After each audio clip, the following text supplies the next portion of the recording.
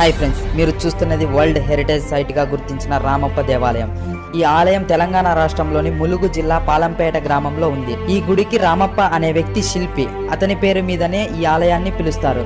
ఈ ఆలయ విమాన గోపురానికి ఉపయోగించిన ఇటుకలు నీటి మీద తేలుతాయని చెప్తారు. అలాగే ఈ గుడిని పునాది లేకుండా ఇసుక మీద నిర్మించారంట. అయినా కూడా ఈ ఆలయం భూకంపాలను సైతం తట్టుకొని అలాగే ఉండగలదట. ఈ ఆలయాన్ని నిర్మించి దాదాపు 800 సంవత్సరాలకు పైగానే అవుతోందట.